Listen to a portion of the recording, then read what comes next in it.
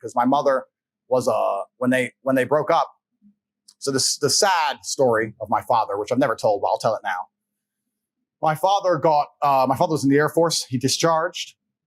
After they diagnosed him with narcissistic personality disorder, they offered him a full military pension, $6,000 or $7,000 a month, saying that, you have this mental disorder. We'll give it to you because you were such a fantastic member of the Air Force. My dad was actually in intelligence. Some right-wing people on the internet think I'm a CIA plant because my father was with intelligence. I'm not a CIA plant.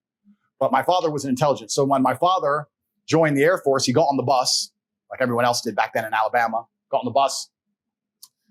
You go, you do an IQ test. My father did so good, they moved him to intelligence. And my father, to this day, still holds, I believe. At the time of his death, he still held it. The fastest assimilation of a foreign language. So back in the 80s and 90s, if they needed someone who speaks Russian, they'd train a native English or American person. Nowadays, you can get an Estonian or a Latvian because they're pro-EU and they speak Russian fluently. It's easy. Back then, you needed a Russian speaker. You'd teach them. So they taught my dad Russian. He learned Russian fluently in 15 days, head to toe. So he held the fastest assimilation of the Russian language. I know that because when he died, I got a message on Facebook, Meta. I got a message on Facebook from a guy who I had never heard of, just saying, hi, you don't know who I am. I was in the Air Force with your father. I heard of his passing. I just want to let you know that I was in the same place as your father. I was a linguist also for the Air Force. At the time, I was living with a Russian woman and we spoke Russian fluently in the house. And your father and I started classes at the same time. And I can say with certainty, the way your father learned things was inhuman. It was robotic. Within 3 weeks, he was correcting me on my Russian.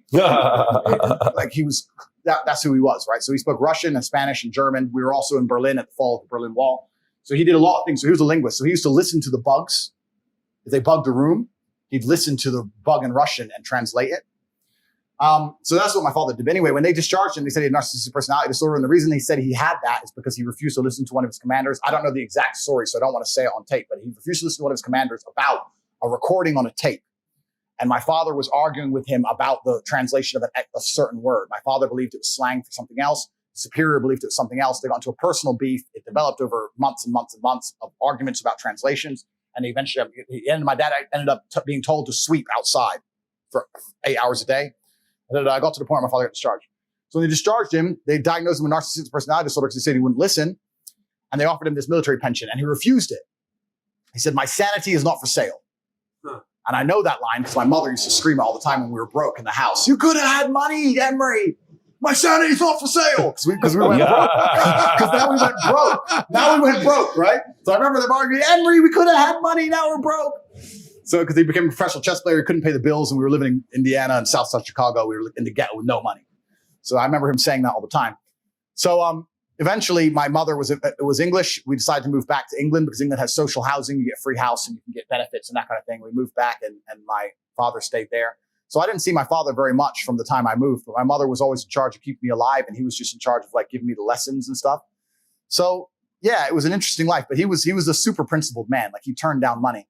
What was actually interesting towards the end of his life, about 3 or 4 years before he died.